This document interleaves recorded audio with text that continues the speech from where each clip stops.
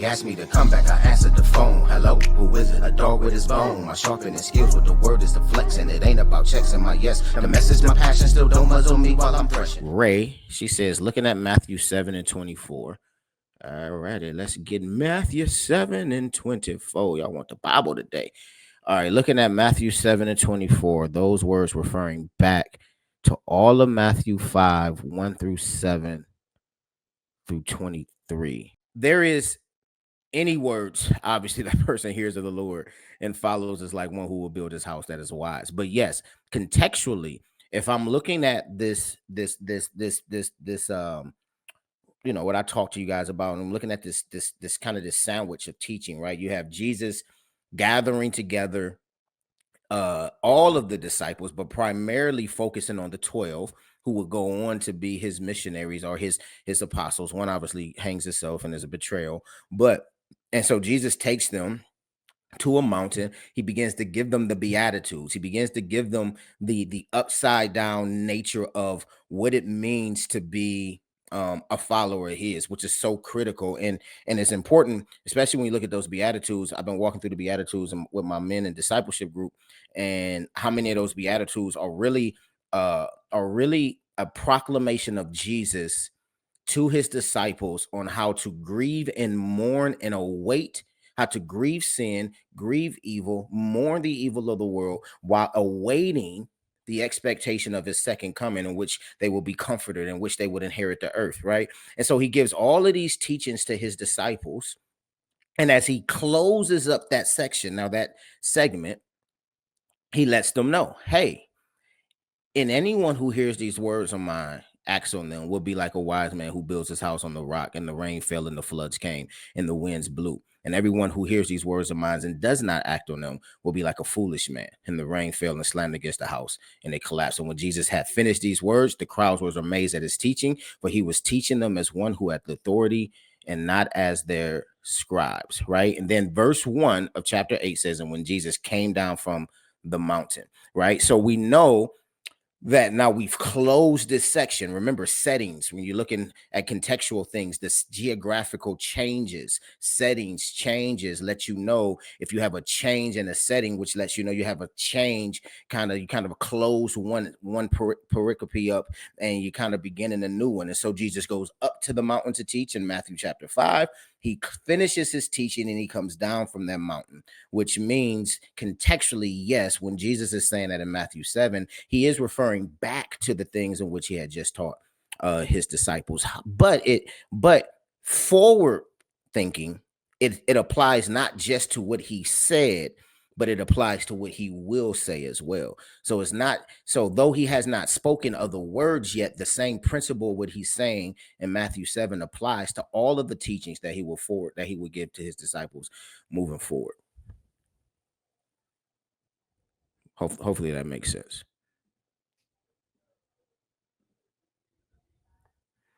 Hopefully that makes sense. Rather, you said another question: is Matthew 5:4 command to mourn versus hypothetically, if you mourn, you will be comforted? So blessed are those who mourn, for they will be comforted. Blessed are the gentle. That word really should be humble, for they will inherit the earth. Blessed are those who hunger and thirst for righteousness, for they will be satisfied. Blessed are the merciful, for they will receive mercy, right? So this idea of mourning here, a lot of times we use them at funerals and things like that. And the truth of the matter is, yes, you will be, those who mourn in the Lord will be comforted, right?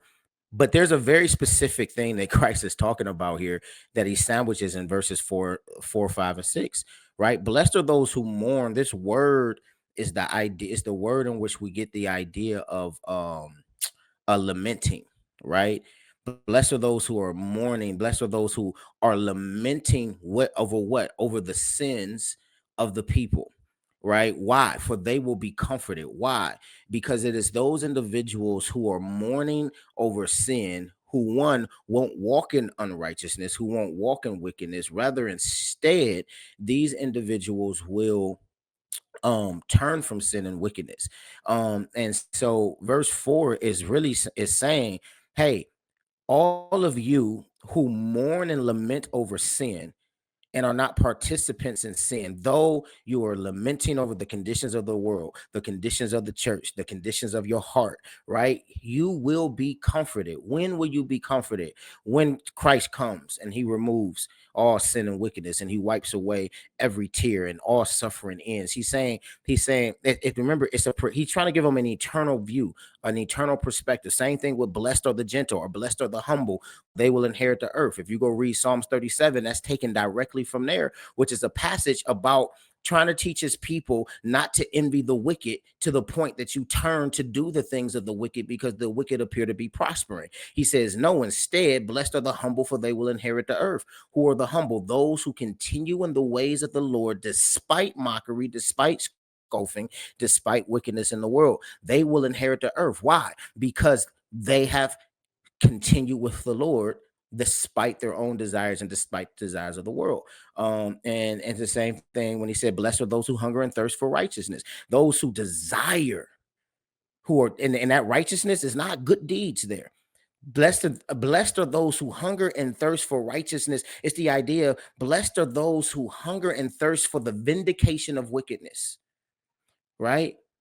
For they will be satisfied. Christ will return and he will do away with all sin. There will be an ultimate vindication, but you will have to endure wickedness and evil on this side of the earth. Blessed are those who are gentle, for they will inherit the earth. You will have to endure the wicked appearing to prosper and scoffing at you on this side of the earth. Blessed are those who mourn, for they will be comforted. Yes, the Lord will come and remove all pain, sin, wickedness, and evil, but you will have to endure on this side of the earth, and it will grieve and it will burden you.